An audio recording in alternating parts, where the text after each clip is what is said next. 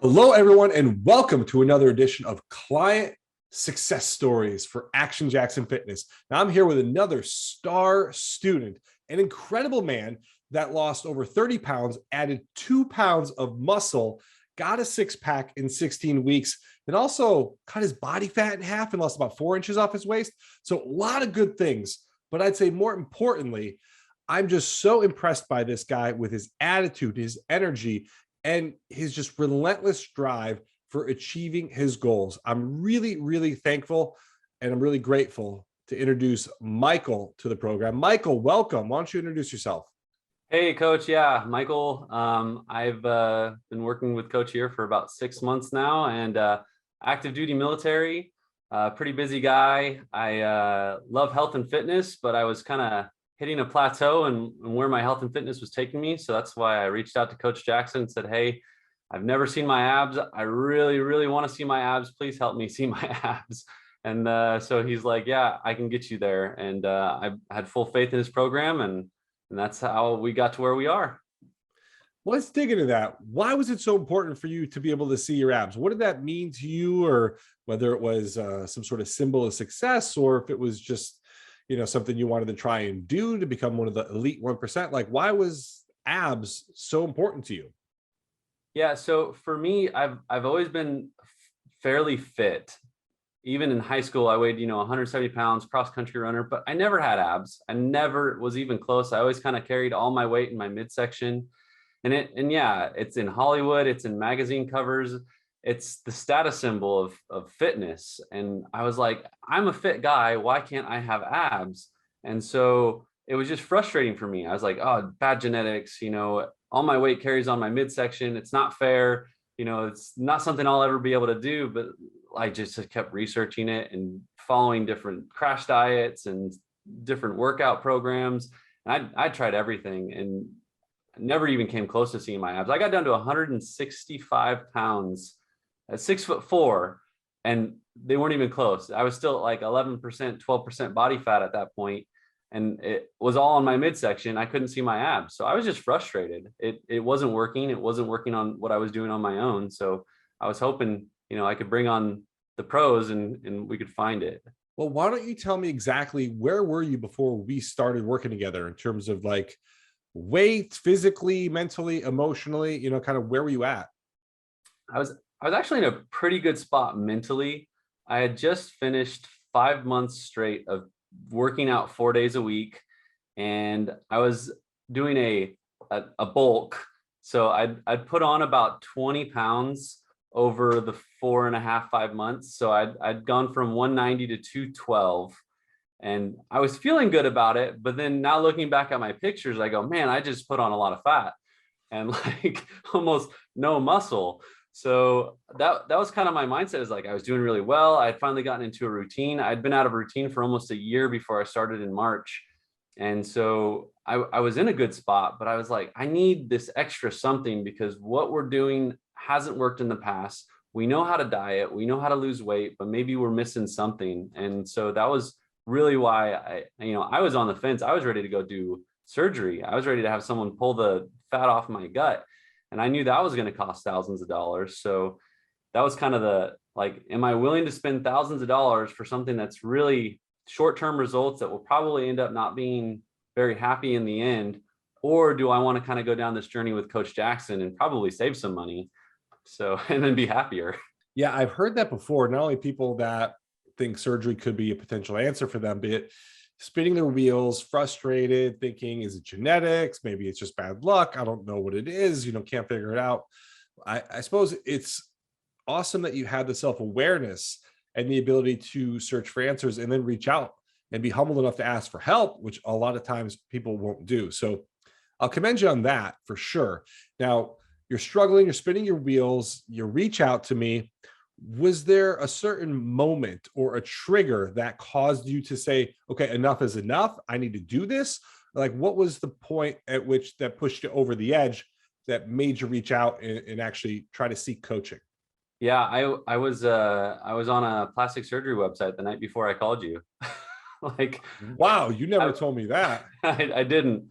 I was looking for quotes. I was like trying to find how much it was going to cost, and I was like, this is this is a big commitment, and it's going to cost a lot. And I talked to Sharon, my wife, and she's like, if this is what you want to do, but I had reached out to you almost a year and a half earlier, and at the time it just didn't seem like it was in the budget. And I'm doing a little better now with my budget. It seemed like I was willing to spend thousands of dollars on plastic surgery. Maybe now is the time to reach out to Coach Jackson again.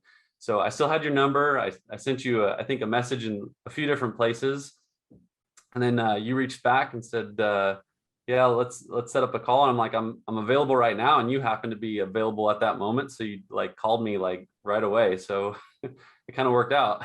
Wow. Yeah, I had no idea that you were actually getting a quote for plastic surgery the day before we chatted. Yeah, I was real close. I was like, this seems like the easy button that I've been wanting to do for a long time. And I got my master's in health and fitness. I'd kind of started this weight loss journey almost 7 years ago, and I just wasn't anywhere close to my abs being visible in 7 years. So I was frustrated, real frustrated. I bet. And as we started working together, as you got into the program, were there some obstacles, struggles, things that you hit, roadblocks that seemed maybe that, oh my gosh, I don't know how I'm going to get through this? Were there any things that you hit along the way that were struggle points that maybe you could share to give some insights on how you overcame those things? Yeah, so I hate weighing food. Like, I I can't stand it. I think it's like overly obsessive, like how much work you have to put into weigh food. And like, I thought I could do it without weighing and measuring and doing the macros. And I think the first week of the program, I was like, no, I've ate keto. I know, how much food I need to eat to gain, how much to lose. And after the first week, I think I'd lost maybe a pound or two. And that was while I was at Disneyland, if you remember. Yeah. So I was doing okay, but I was like, you know what? If you're going to go into this program and you're going to give it 110%, you should just do everything he says to do. There's no reason that you can get away with not weighing food. And so that was kind of the decision. I was like, you're going to do this 110%. I don't care if you're at Disneyland. I don't care if you're going to get a tattoo. I don't care where you're at or what you're doing. You're going to do this 110%. You're going to do the workouts and you're going to weigh your food, and you're going to succeed. And so that was the mindset I went into it, is you're going to follow everything he tells you to do. Because if you don't, you're going to get to the end, and the only person you can blame is yourself because you didn't put in enough effort. So that was kind of the, like, I was really debating on weighing food because I just hated doing it so much. And I'd never done it more than a couple of days. And so I did it the full program. Every single day I weighed my food and And how do measured you it feel and about weighing your food now? I still hate it. I had to take a break. I had to take a little break, but I'm gonna get back into it after the New Year's, because just it's so meticulous and it's very time consuming. So, but it's worth it. Like, if you want the right results, you got to know what you're eating and what you're putting in your body. So right now I'm just kind of eating a lot of the same things I ate while I was weighing and measuring my food. So I have a good idea of what I'm eating, but I'm just taking a little break from weighing, at least till the new year. Yeah, what's interesting, any of those habits that are sort of annoying that you end up doing in order to achieve a certain result like that, is certainly they can be very annoying up front, but typically people get better at them. They become less annoying over time. And there's certainly there's like ways and shortcuts that you can find then, where maybe you get so good at it, you don't necessarily need to weigh consistently for a while. And then maybe just coming back and weighing every couple of weeks to make sure you're not getting off track, or leveraging a meal prep delivery service, or, doing meal prep or something like that, where there's workarounds or ways to overcome those things. So you don't necessarily have to do it every day and have it be as tedious or annoying as it can be. Right. Well, outside of that, any other obstacles or things that you'd like to share? Yeah. So if you remember the first week, the super greens, I texted you, said they make me sick. And you're like, did you throw up? And I said, no, I didn't throw up, but it tasted really gross. And you're like, well, you didn't throw up, so that's good. So there's a mental thing around doing something small, like maybe eating or drinking something that you don't necessarily love, right? And when you can force yourself to do something that's maybe a little uncomfortable or a little bit more, a little painful, or that you don't like, there's a massive mental benefit of doing that, right? I mean, you see people like Jocko Willink or David Goggins or these other folks who talk about doing something that you don't necessarily like, putting yourself in that position on a daily basis to get the benefits. And that could be something as simple as having a greens drink that doesn't necessarily taste good, or taking a cold shower for 2 minutes or something. But that can produce a pretty dramatic mental result, because what that allows you to then do is think in your head, do something, and then get your follow through, as opposed to having it be a debate. You're not sure, do I do this? Do I don't do this? And then maybe not following through. So that was kind of what I was suggesting of why I said, I think you'll probably be okay as long as you don't get sick. Yeah. And so that was really, that was a, I just kept trying different things. You know, you said try the cinnamon. And so I just started mixing it with different things. Eventually I found I don't hate it as much, but I just mix it with things and that works. The other thing about the program that I really liked is the mindset aspect of it altogether. And just, you know, you kept recommending different books. And so I kept reading them or listening to them. I think I got through over 7 books while on the program. I've gotten through like another 3 or 4 since the program ended. And then just in general, listening to different podcasts that you recommended, and like the mindset stuff is really huge. And a lot of people, I don't think they realize how much their mindset plays a role in it. And you say it a lot. It's like, whether you think you can or you can't, you're right. And I think a lot of people come into the program thinking that they can't do it. And at the end of the program, it's like, if you had good results, it's like, well, did you think you could do it at some point? It's like, yeah, at the halfway point, I thought I could. But, you know, the people who are like at the end and they didn't do it, and like, well, did you ever think you could? It's like, no, it's not for me. You know, I'm never going to have abs. I just thought I could lose some weight, but I wasn't going to get abs. And you can see that like through the program, like they kind of maybe ease off on how much they're doing the workouts, or maybe they don't weigh their food every week because it's whatever. You know, they're still seeing good results, but they're not going to get the 6-pack abs. They know they're not going to get the 6-pack abs, so why try? And you and I talked about this at the beginning a lot. Is I had that voice in the back of my head all the time saying it's not for you. It's not going to be you. You can't get abs. You're not allowed to have abs. It's your genetics. You have these funny ribs that stick out, so your abs will never be seen. They'll always be hidden no matter what. And you carry all your fat right on your midsection. So abs aren't for you. And that voice just was constant.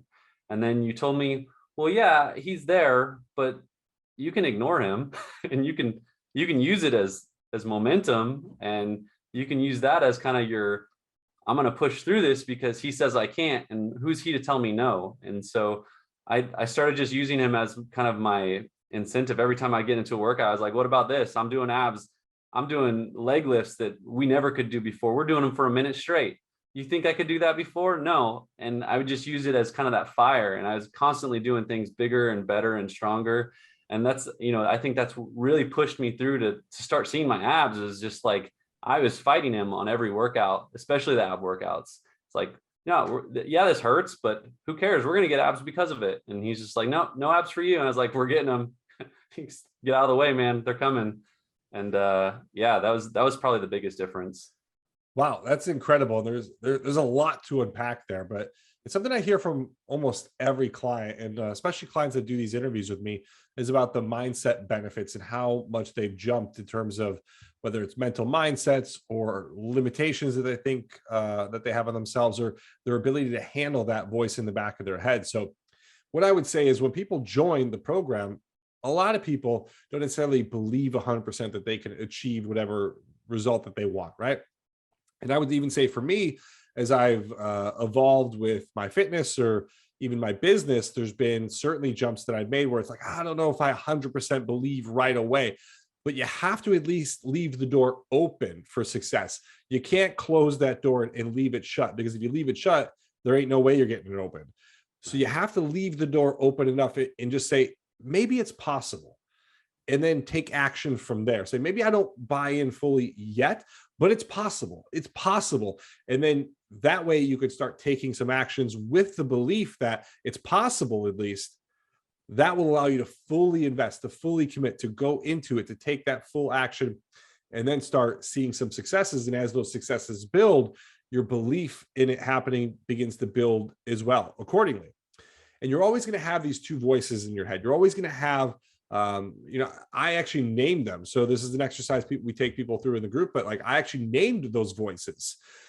People have different names for them. I call mine Action Jackson. That's like the boss voice. That's the best version of me. And then we have Little John. That's the weak version of me, the version that wants to, go cry in the corner and lay in the fetal position and wants to go take a nap and doesn't want to get up early, doesn't want to do the workouts, or doesn't want to push through, and doesn't want to do interviews like this with you because it can be uncomfortable to get on camera or whatever else it is. That's Little John. And I have both of those versions of myself. And occasionally Little John will want to come out and he'll come knocking at the door. But when he does, I could recognize it. I name him and I know exactly who he is, what he's about, and what he's trying to do. And that allows me to then control him and then say, nope, Action Jackson, here to stay. Pull out, the Superman cape and let's rock. So everybody has those. It's a matter of learning and becoming self-aware about them, but then learning how to manage them so that you can overcome that voice, because everybody's going to have it inside of them. And especially when they're getting started, it's going to be pretty loud and obnoxious. But over time, you will be able to tame that voice, and you will be able to get to the point that that voice becomes very minimal and it's just a little part of you. And almost, it's actually good it's there, because then that, again, gives you the drive to hear it and then say, nope, I'm going to do it anyway. Yeah. And it comes down to even those little behaviors like we talked about, doing the weighing or doing, the green drink in the morning that you might not love. It's like, what? Oh, I don't want to do that. No, I'm doing it anyway. Boom, do it. Oh, wait, what's happening here? Now this is the strong version of Michael. This is Superman Michael. It does add up. It's like a vote for this new personality that you want to become. And over time, slowly but surely, you become that person. And then one day you wake up and it's like, holy cow, I have the abs. This is who I am. It's what I do. And that weaker version is gone forever. And I think the other thing you do really well is you create that value in ourselves, because you talk a lot about like, are you a crappy Corolla or are you a Ferrari, and if you're treating yourself like a crappy Corolla, of course, you're going to have crappy Corolla results. You're going to feel slow. You're going to get passed on the highway by everyone. But if you start treating yourself like a Ferrari, you get the super unleaded and you're running jet fuel JP8 and you're going 120 miles an hour, and you treat your body like that, because your body is, I think you ask the question, it's like, how much would you sell your arm for? And you think about it, like, well, how much would I sell my arm for? It's like, would you sell it for $100,000? It's like, well, no, I would, would you sell it for $1 million? There's no way I'd sell it for $1 million. My arm's super useful. I don't want to lose my arm. And you start thinking about the value of you, just because like, there's no way, like, I would never sell my legs or my arms, or like, there's just so much value in who you are. And then just getting that kind of mindset that I'm valuable, I'm worth, this effort and this investment in myself, because this is the only body you get and you got to take it all the way to the grave. So you have to invest in yourself. And so at the end of the day, like that money I would have spent on getting liposuction or whatever, like it would have been a short-term temporary solution.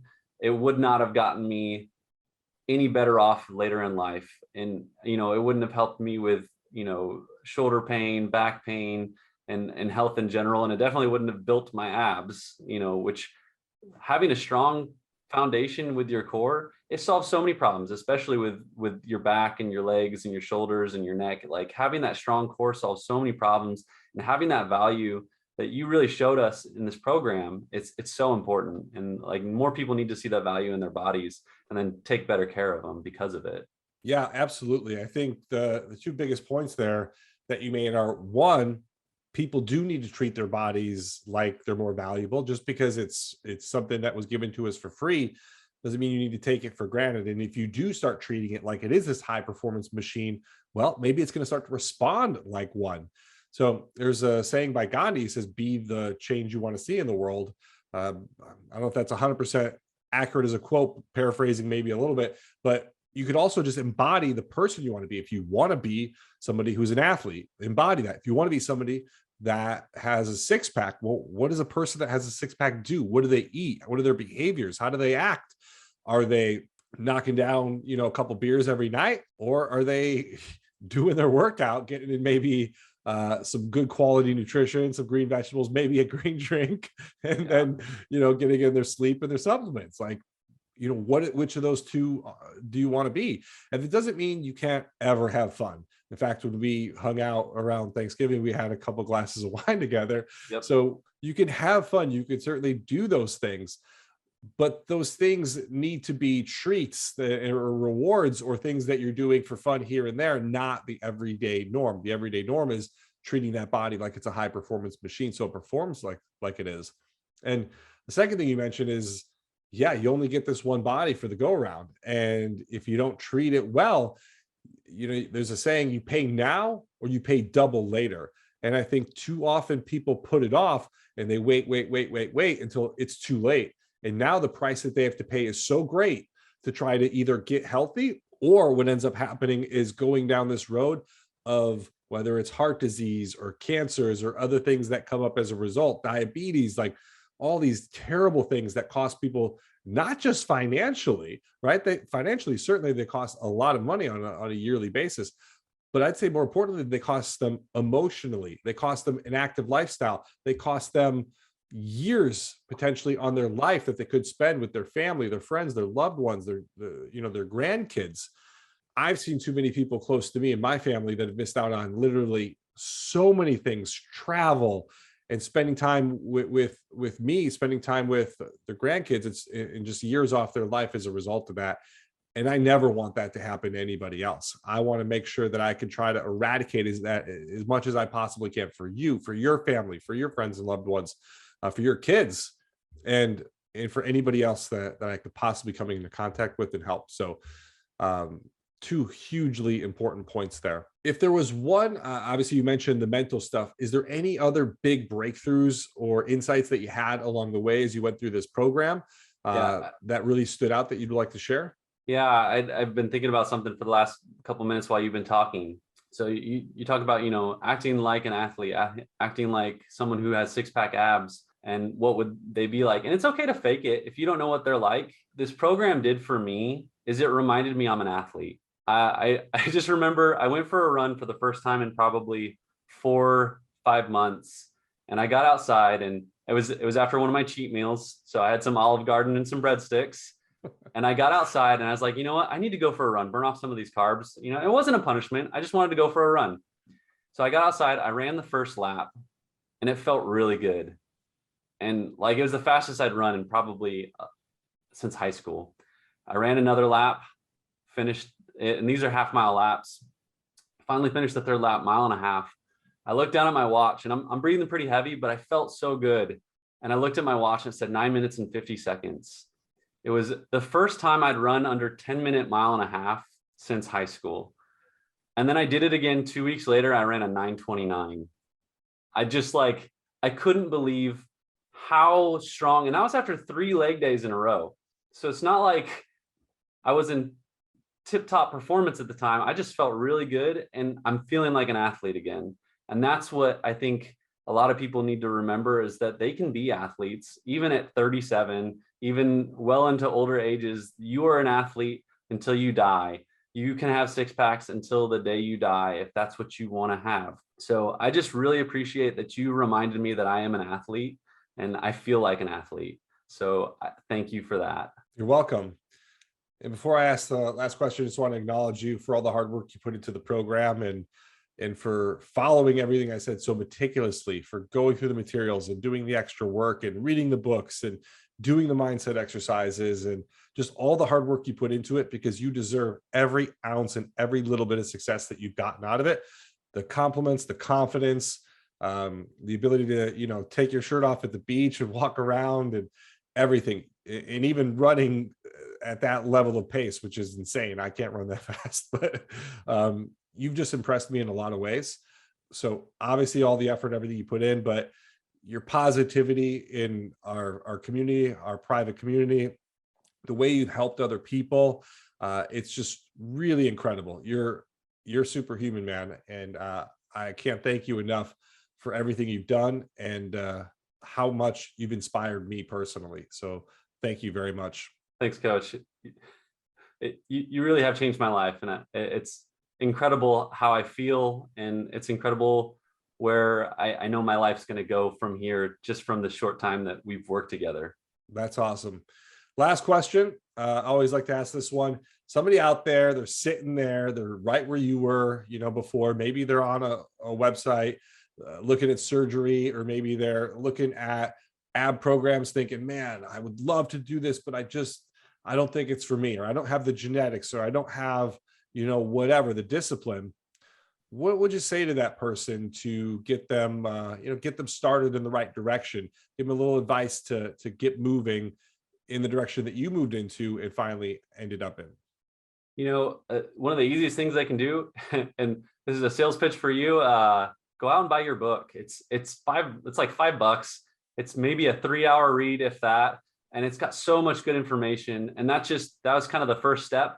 It's got all the things you need to get started are in that book, and it's so cheap. It's like, I can't believe he's giving away all the secrets in this little book, and it's years of experience just into one spot. So that's a great spot to start. And then just know that you can, like, tell yourself you can do this, and then start the process. And whether that's reaching out to Coach Jackson or any of the tons of personal trainers out there who are willing to, spend their lives training people up to get them healthy and better bodies, just reach out to someone and, get that accountability, because that's probably the biggest thing anyone could take is a little bit of accountability goes a long way. Well, thank you again, Michael. I do appreciate you so much. It's been a real honor and a pleasure to get to work with you.